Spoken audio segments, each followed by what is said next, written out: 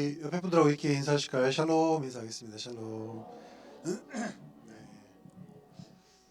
네, 좀 이렇게 웃으면서 해주셔야 샬롬이 됩니다. 그죠? 네. 자, 우리 제가 그 설교 시작하기 전에 우리 지구장님께 감사의 마음을 표현하고 시작하도록 하겠습니다. 우리 지구장님 잠깐 앞으로 나오시면 잠깐 마음을 표현하도록 하겠습니다. 우리 지구장님이 거의 우리 성희주교 어머니처럼 기도해 주시잖아요. 우리 감사합니다. 라고 박수하겠습니다.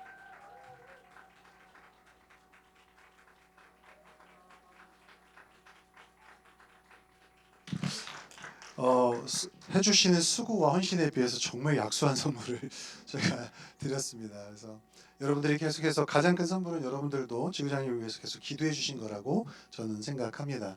기도하고 계시죠? 네. 눈치껏 네, 하고 계신다고 하시면 돼요. 네, 너무 감사합니다. 너무 감사하고 또 한 가지 또 우리 환영해야 될 분이 또 있는데요. 우리 기본반 식구들이 오늘 참석했습니다. 네, 우리 기본반 식구들 옆에 계시면 우리 박수로 환영하도록 하겠습니다. 반갑습니다. 네, 네 이런 멘트 해도 돼요. 한번 들어오기는 쉬워도 나가긴 어렵단다. 다음 주에 또 보자. 그죠? 네. 미안히 긴장하지 말고. 네. 너무 감사합니다. 너무 반갑고 너무 감사합니다. 네, 그리고 오늘까지 다음 주에 있을 프렌즈의 목장 축제에 이제 목장 계획서를 제출하실 텐데요. 목장별로 기도하면서 준비하고 계시다고 생각합니다.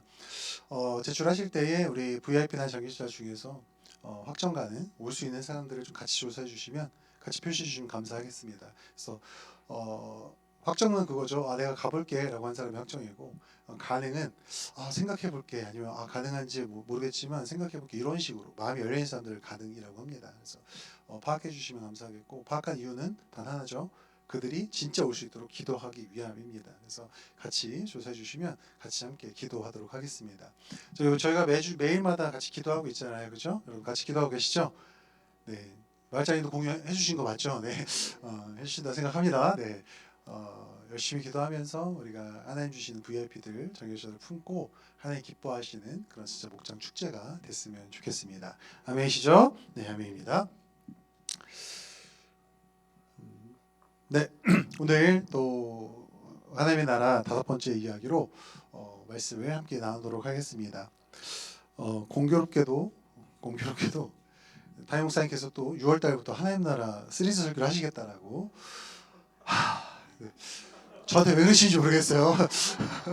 네, 그래서 준비하면서 저는 이제 준비를 이번 주에 했으니까 설교를 들으면서 오늘 아침 설교를 들으면서 하고 제가 한숨을 깊게 쉬었습니다. 우리 담임 목사님이 나를 비참하게 하시는 데는 네, 여러분 그래서 제 거는 에피타이저로 즐기시고 본식은 6월 달부터 시작된다 생각하시고 또 우리 어떤 한 목자가 또 그거 홍보하는 영상도 찍었더라고요. 네. 얼마나 감사한지 참조하시고 진짜는 6월부터구나 라고 생각하시면 되겠습니다. 할렐루야. 자, 우리도 고린도후서 5장 18절부터 19절 같이 읽고 말씀 나누도록 하겠습니다. 함께 읽겠습니다. 시작. 이 모든 것은 하나님에게서 났습니다. 하나님께서는 그리스도를 세우셔서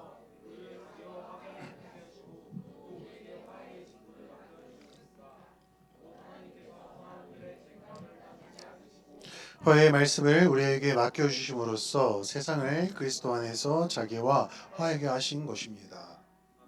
아멘.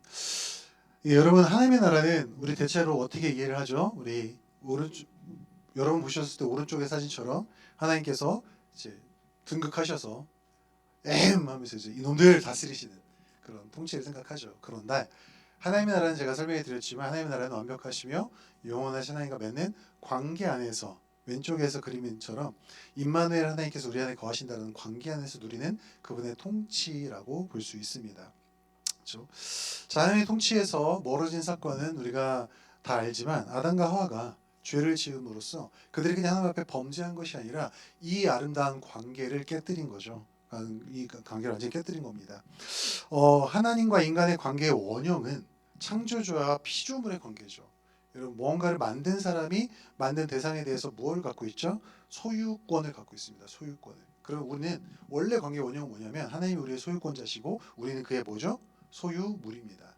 여러분 이것을 우리가 기억해야 되겠죠. 이것이 현대인들의 머릿속에 철학 속에 상당히 많은 부담감과 상당히 많은 거부감을 줘요. 왜냐하면 내 인생은 내 거고 자유로운데 내가 왜 뭐에 종속이 될 수 있냐. 근데 여러분 정확하게 말하면요, 하나님과 우리 인간 사이의 관계는요 철저하게 균형 잡힌 무슨 관계다? 아름다운 종속의 관계가 맞습니다. 종속 관계를 사전에서 찾아보시면요 상당히 어그레시브한 되게 폭력적인 이 의미들이 나와요. 뭐냐면 힘과 권력으로 인해서 이렇게 포함이 된 그런 관계다. 특히 노동과 이 그런 관계 속에서 쓰여지는 단어로 쓰여지는데 저는 완전히 다르게 해석을 하고 싶습니다. 종속은요 완전히 한쪽이 다른 한쪽에게 완전히 포함되는 사건이거든요. 그런 관계거든요. 그리고 하나님이 우리와 종속 관계라고 한다면 우리가 하나님께 완전히 소속됐다는 거예요. 완전히 소속됐다. 그럼 하나님은 우리를 완전히 소유하셨다는 뜻이고 그분은 우리에 대해서 통치권, 소유권, 모든 주권을 가지고 계시다는 뜻입니다. 근데 거기에 하나의 또 다른 표현이 붙죠. 아름답고 완벽한 종속관계다. 아름답고 완벽한 종속관계다. 왜냐하면 하나님께서는 그 인간 관계를 통해서 하나님과 우리가 맺는 관계를 통해서 그 사랑의 흐름과 하나님의 진리의 말씀의 흐름과 여러 가지 관계성 안에서 흘러가는 모든 관계를 통해서 우리를 통치하기 원하셨지 앞서 봤던 그림처럼 우리 위에 군림하시면서 약간 독재자처럼 폭군처럼 폭정하듯이 다스리는 걸 원하지 않으셨기 때문입니다. 앞전에 설명해 드렸기 때문에 여러분들 이해하실 거라 생각합니다. 그래서 그러한 종속의 관계, 아름다운 관계가 아담과 하와의 죄로 인해서 깨어져 버리니 하나님과 관계가 깨어지면서 이 세상 모든 것들은 죄의 굴레 안에 들어가면서 엉망진창이 되어버렸죠. 나 하나님의 통치나 하나님께 종속된 것이 아니라 나 스스로가 자율권을 가지고 자유의지를 가지고 모든 것을 내가 선택하며 내가 책임지고 내가 누리며 살겠다라고 선포한 것이 이 세상의 모든 타락상의 원형이 된 것이죠. 그것을 오셔서 원래 너희가 드려야 될 관계는 이런 것이라고 보여주신 것이 바로 예수 그리스도의 성육신이었죠. 예수님께서 이 땅에 오셔서요 하나님께서 하나님과 맺어야 하는 인간이 하나님과 맺어야 되는 관계의 원형을 보여주셨습니다. 첫 번째로는요 그 원형이 무엇이었냐, 하나님께서 주인 되심을 인정하셨어요. 크신 분이다라고 인정하신 거죠. 요한복음 10장 29절과 14장 28절 같이 한번 읽어볼게요. 예수님께서 이 말씀을 통해서 하나님과의 관계를 어떻게 보여주시는지를 보는 겁니다. 자, 요한복음 10장 말씀 한번 같이 읽어볼까요? 그들은 나에게 주신 내 아버지는 만유보다도 더 크시다. 아무도 아버지의 손에서 그들을 빼앗아가지 못한다. 본인 스스로가 이 모든 인류에 대해서 주권을 가지고 있는 게 아니라 누가 그걸 줬어요? 주권을 하나님이 주셨다. 즉 예수님도 하나님이시면서도 성자 하나님이 성부 하나님께 완전히 종속됐다는 걸 보여주시는 거예요. 나보다 크신 분이다, 나보다 위대하신 분이다라는 보여주는 거죠. 하나님만이 주인 되신다를 보여주는 거예요. 요한복음 14장 말씀 같이 한번 읽어볼게요. 너희는 시작. 너희는 내가 갔다가 너희에게로 다시 온다고 한 내 말을 들었다. 너희가 나를 사랑한다면 내가 아버지께로 가는 것을 기뻐했을 것이다. 내 아버지는 나보다 크신 분이기 때문이다. 예수님은 완벽한 둘째 아담으로서 인간의 원형을 보여주셨는데 그 인간의 원형으로 써야 된 마땅한 고백이 뭐예요? 나보다 하나님이 크신 분이다. 나의 주인은 하나님이시다. 내 위에 하나님이 계시다라고 인정하는 거예요. 그분의 주권을. 그분의 이 종속관계를 인정하는 겁니다. 또 하나는 뭐냐면 아버지께 그래서 순종하셨어요. 예수님도 아버지께 순종하셨습니다. 요한복음 5장 30절 말씀 같이 한번 읽어볼게요. 나는 아무것도 내 마음대로 할 수 없다. 나는 아버지께서 하라고 하신 대로 심판한다. 내 심판은 올바르다. 그것은 내가 내 뜻대로 하려 하지 않고 나를 보내신 분의 뜻대로 하려 하기 때문이다. 예수님만큼 완벽하신 인간이 어디 있어요? 근데 이분이 뭘 따라 하신다고요? 아버지의 뜻대로 하신다고. 아버지의 뜻대로. 모든 걸 그 뜻에 맞춰 순종하신다라는 인간의 원형을 보여주셨어요. 자, 요한복음 6장 말씀 같이 읽어볼게요. 그것은 시작. 그것은 내가 내 뜻을 행하려고 하늘에서 내려온 것이 아니라 나를 보내신 분의 뜻을 행하려고 왔기 때문이다. 우리의 고백과 우리의 원함과 완전히 반대의 고백이에요. 사실은. 우리의 고백을 사실 좀 패러프레이즈하자면 어떻게 돼요?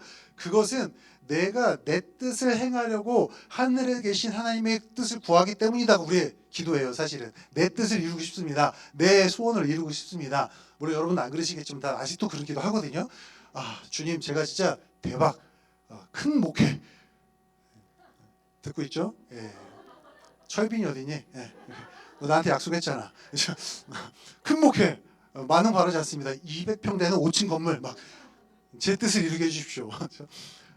그렇게 기도하는 게 아니라 예수님 어떻게 기도하셨어요? 나는 내 뜻을 이루러 온 게 아니라 뭘 이루러 오셨다고요? 하나님의 뜻에 순종하여 그 뜻을 이루러 왔다라고 예수님이 그 원형을 보여주신 거예요. 인간이라면 그렇게 사는 거야. 인간이라면 원래 그렇게 사는 거였어. 보여주셨어요. 마태복음 26장 말씀 읽어볼게요. 시작. 예수께서는 조금 더 나아가서 얼굴을 땅에 대고 엎드려 기도하셨다.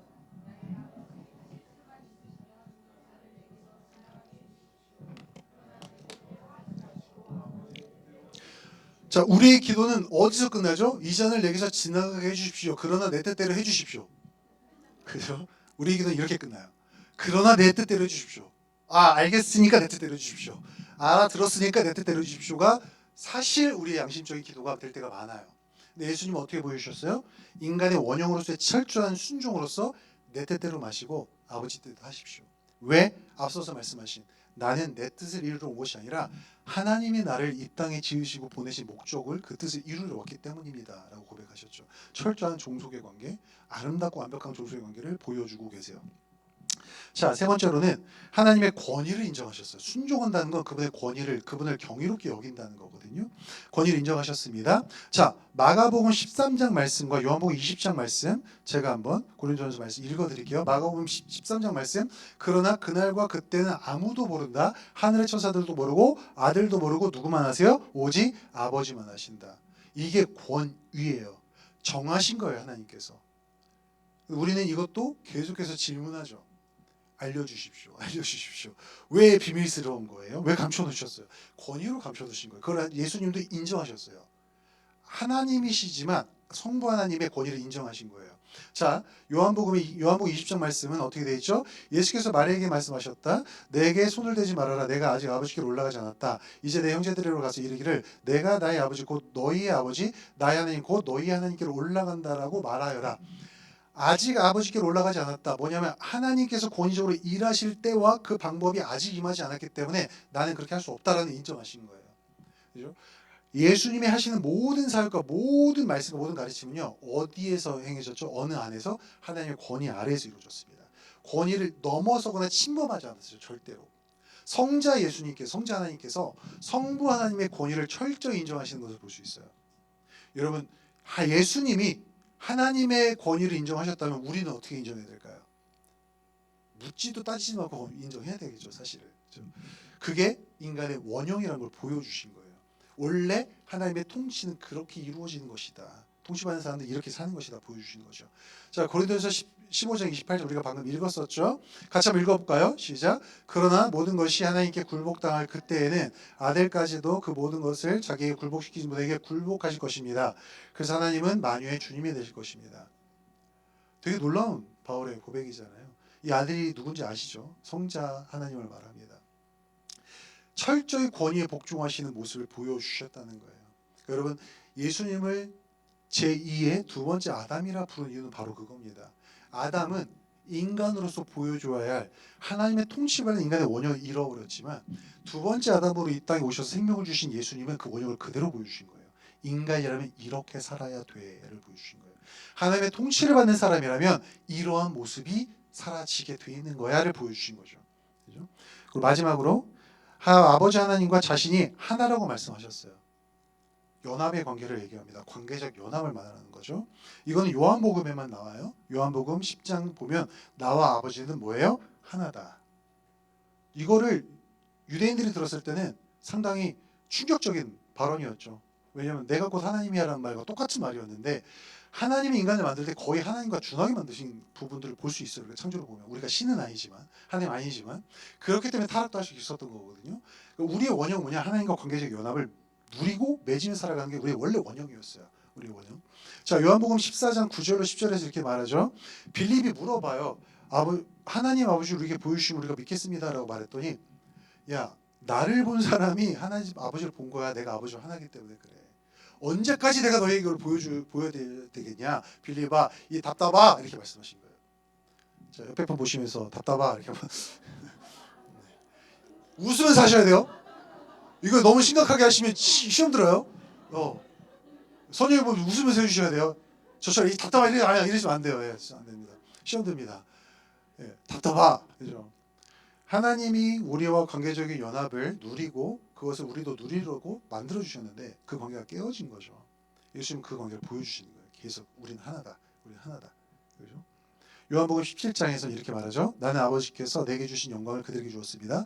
그것은 같이 읽을까요? 우리가 하나인 것과 같이 그들도 하나가 되게 하려는 것입니다. 이 연합의 비밀이 되게 대단해요.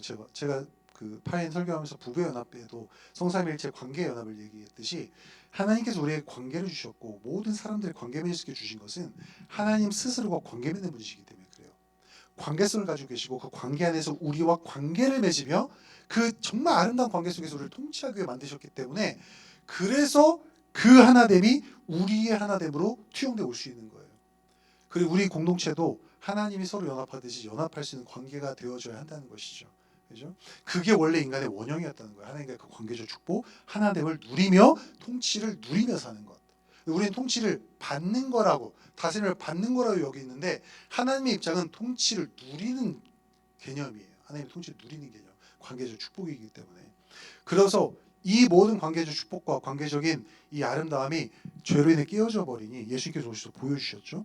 보여주신 것으로 끝나지 않고 어떻게 되죠? 예수님이 그 관계를 회복시켜 주셨어요. 완전히 회복시켜 주셨습니다. 여러분 십자가의 사건은요. 그냥 내가 널 구원한다. 아무 조건 없이 내가 널 구원하겠어. 구원 티켓 줄게가 아니라 그 관계 안으로 부르신 거예요. 다시. 왜요? 우리가 그 관계 밖에 튕겨져 나가 있으니까.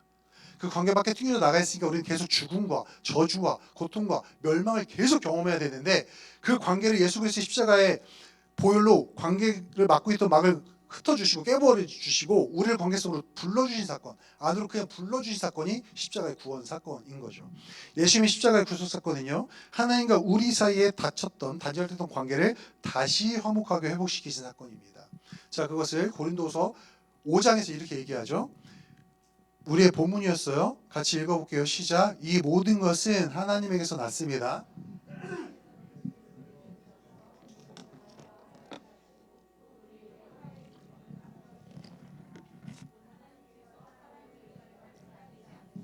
화해의 말씀을 우리에게 맡겨주심으로써 세상을 그리스도 안에서 자기와 화해하게 하신 것입니다. 이게 뒤에 가서도 나오겠지만 어마어마한 축복이죠. 하나님과 관계 회복은 십자가의 그리스도의 십자가의 보혈로 우리의 죄가 해결되지 않으면 절대 누릴 수 없는 것들이에요. 하나님 예수님께서는 우리가 하나님과의 관계를 회복하게 하기 위해서 자신의 목숨을 바쳐서 보혈을 뿌려서 우리의 죄의 문제를 먼저 해결하시면서 우리를 하나님과의 관계 안으로 초청해 주신 거죠. 자, 그것을 우리는 하나님과 화목하게 됐다고 표현해요. 하나님과 화목하게 됐다. 예수 그리스도가 화목지로서 자신을 들이심으로써 우리가 하나님과의 관계를 다시 화목하게 돈독하게 만들어 주신 것이죠. 로마서 5장에서는 그것을 이렇게 표현합니다. 우리가 하나님의 원수일 때도 하나님의 아들의 죽으심으로 말미암아 하나님과 화해하게 되었다면 화해한 우리가 하나님의 생명을 구원을 얻으리라는 것은 더욱더 확실한 일입니다. 죄인이었을 때조차도 하는 예수님께서 자신의 피를 뿌려서 우리를 구원해 주셨다면 그 관계성 안에 들어온 우리에게 영원한 생명을 주시는 건 당연합니다라는 말인 거죠. 그뿐만 아니라 우리는 또한 우리 주 예수 그리스도로 말미암아 하나님을 자랑합니다. 우리는 지금 그로 말미암아 하나님과 화해를 하게 된 것입니다. 예수님의 십자가의 사건은요, 이렇게 우리를 하나님과의 관계성이 회복될 수 있는 회복된 관계 안으로 계속해서 우리를 불러주셨죠.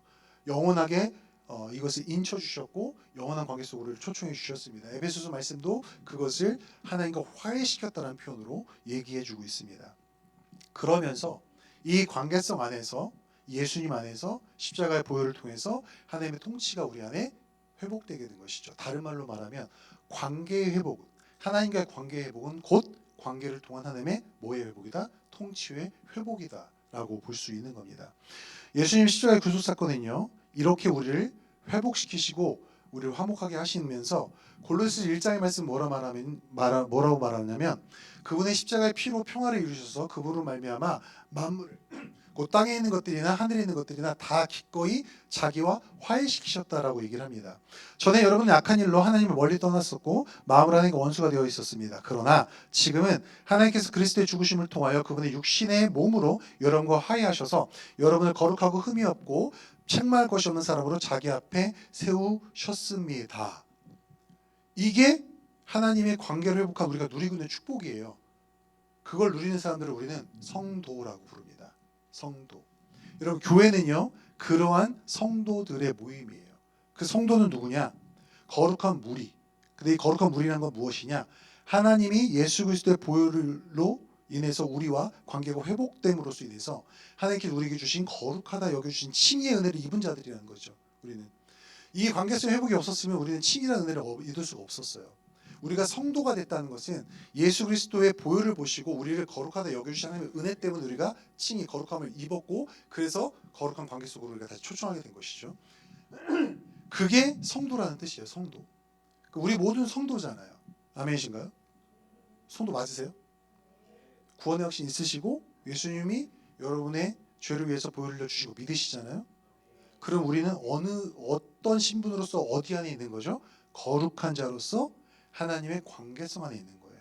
그게 성도라고요.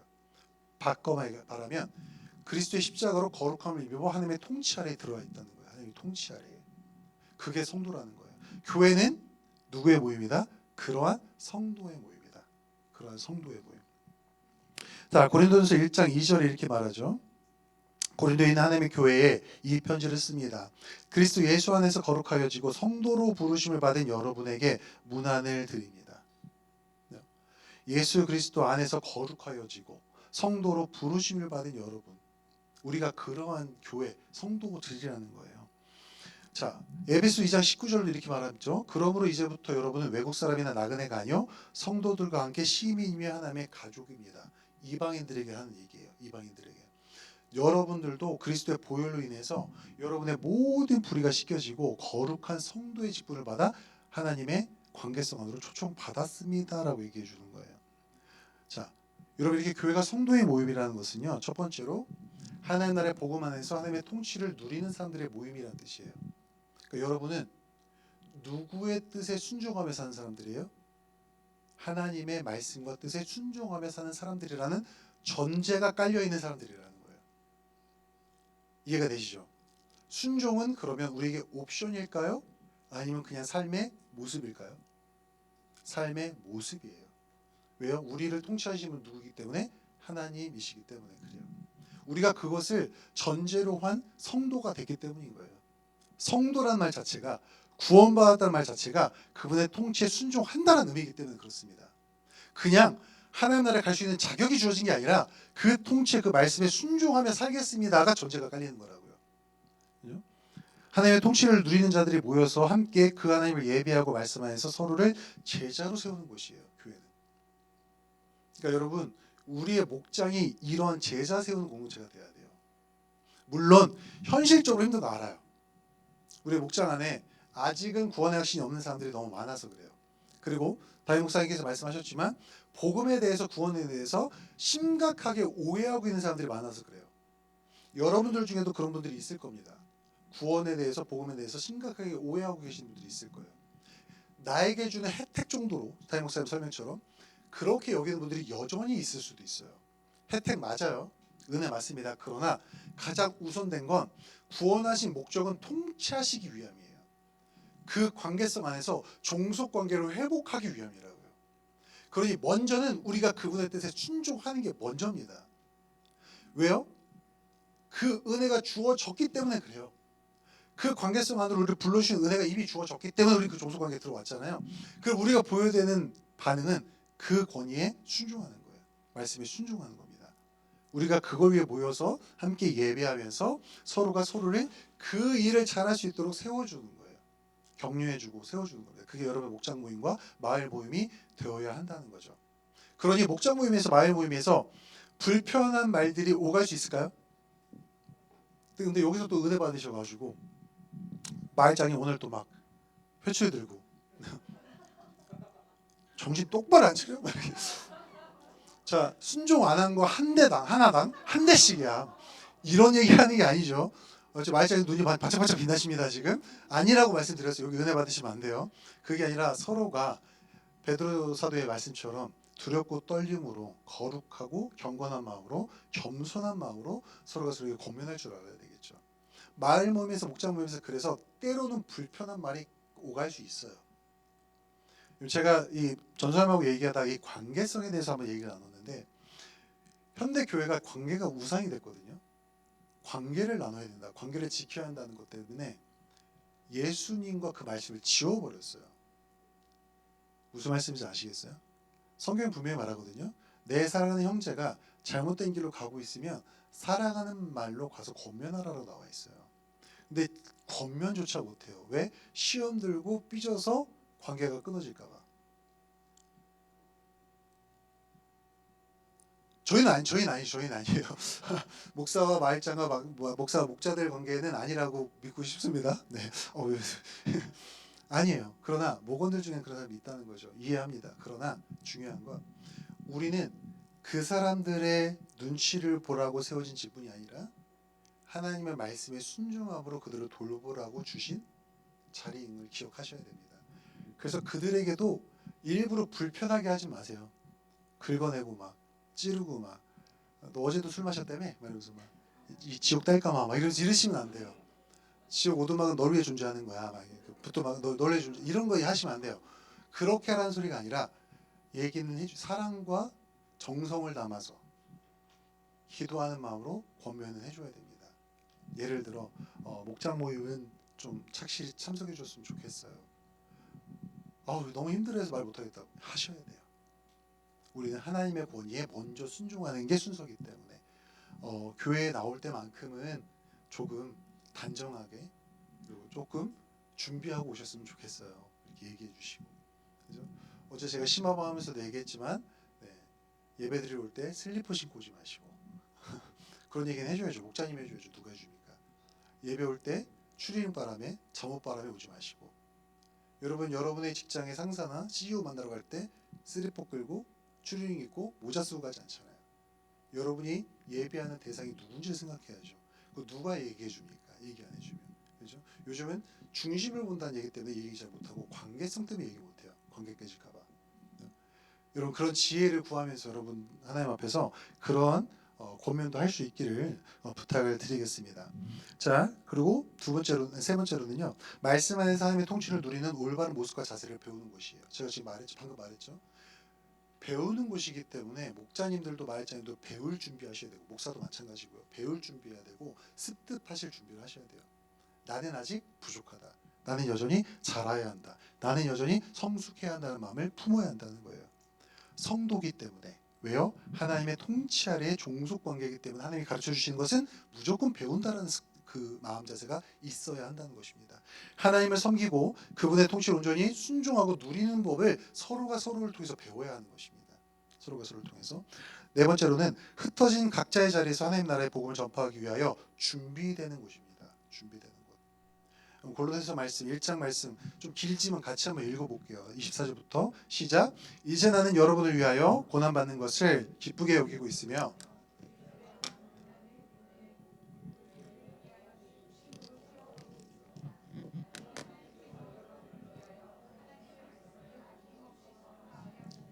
내게 맡기신 사명을 따라 교회의 일꾼이 되었습니다. 이 비밀은 영원 전부터 모든 세대에게 감춰져 있던 것인데 지금은 그 성도들에게 드러났습니다. 하나님께서는 이방 사람 가운데 나타난 이 비밀의 영광이 얼마나 풍성한지를 성도들에게 알리려고 하셨습니다.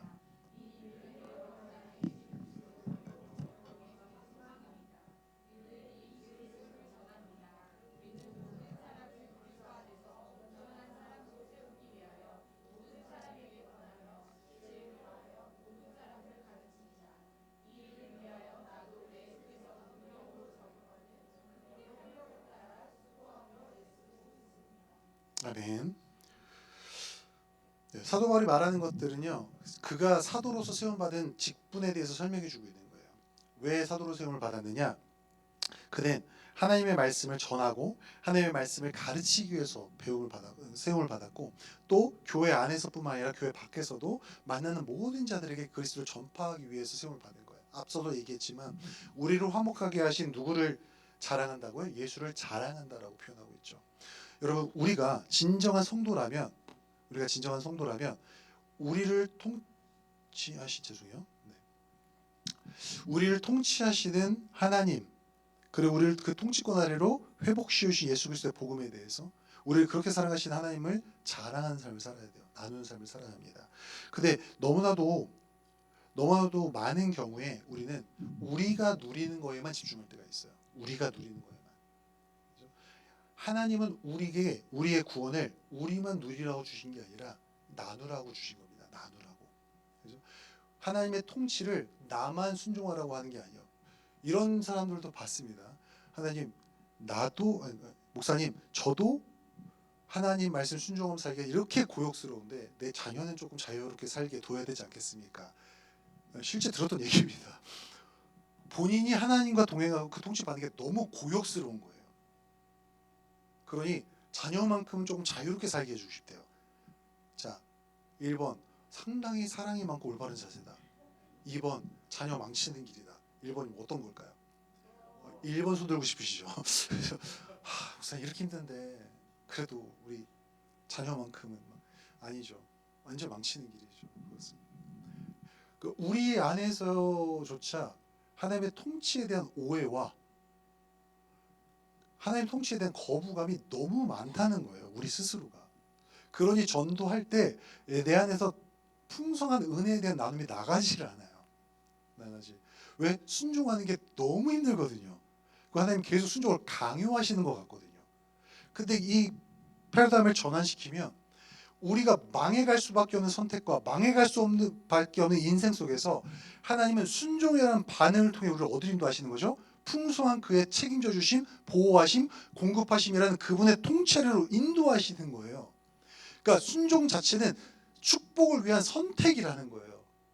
그걸 알면 감사함으로 어려워도 순종을 선택하게 되어 있는데 자꾸 순종이 내가 억지로 해야 하는 선택 정도로 하나님이 강요하시는 선택 정도로 생각하니까 하나님의 속성과 그 통치와 주권은 인정하지 않고 하나님과 경쟁 관계는 유지하면서 계속 하는 게 드리는 약간 딜하는 수단으로 순종을 생각하니까 너무 힘겨운 거예요. 여러분 이 생각을 내려놓으시기를 주님의 이름으로 부탁드립니다. 절대적으로 내려놔야 되는 현대 크리스천이 품고 있는 악한 생각이에요. 하나님과 딜하는 거다. 아닙니다. 순종은 그냥 드리는 거예요. 내 삶의 그냥 모습이 되어야 돼요. 그래도 힘든 거 알아요. 여러분. 진짜 알아요. 저도 힘들어 죽겠어요. 저도 진짜 힘들어 죽겠어요. 저도 안 했으면 좋겠어요. 그 맨날 저 어머니한테 혼나요. 아들 목사 목회가 지금 몇 년인데 아직도 그런 고민을 해.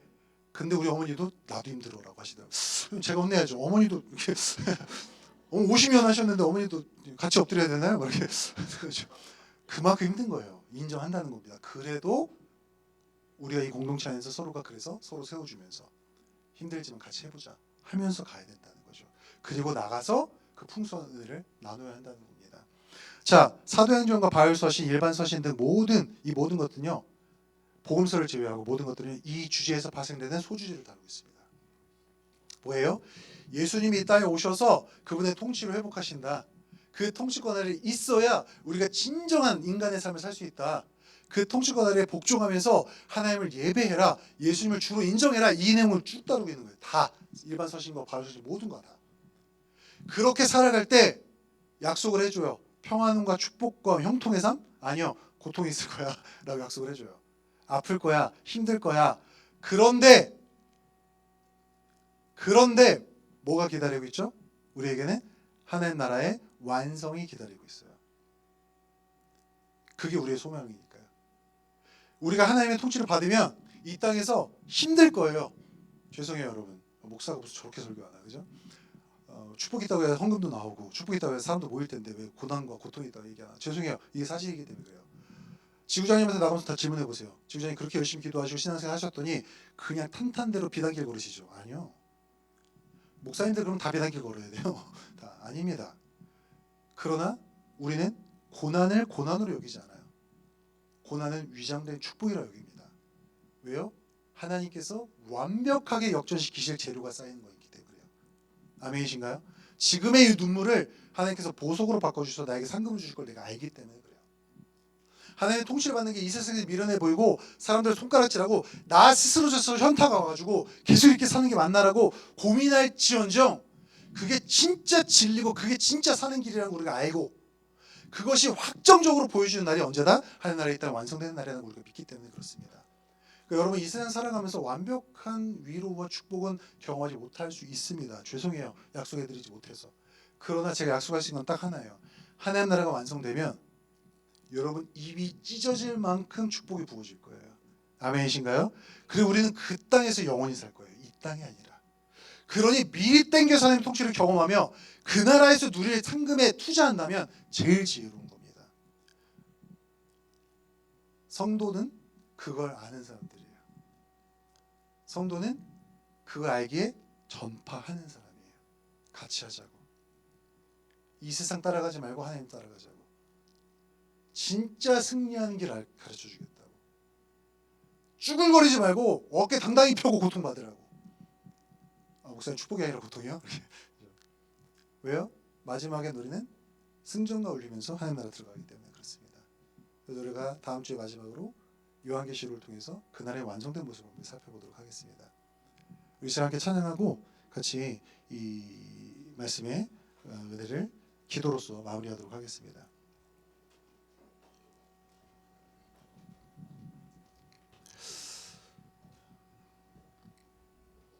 하나님 나라라는 주제가 상당히 무겁고 복잡한 개념이기 때문에 고민이 많이 되고 저도 준비하면서 많이 어렵지만 한 가지 확실한 건 종속의 관계라는 것에 대한 재정이었어요. 저도 묵상을 하면서 하나님께 완전히 종속된다는 것이 얼마나 큰 축복인가. 여러분 우리가 생각할 때 우리가 책임지고 우리가 책임질 수 있는 일을 하나라도 생각해 보세요. 내 인생 속에서 내가 책임질 수 있는 온전히 책임질 수 있는 것.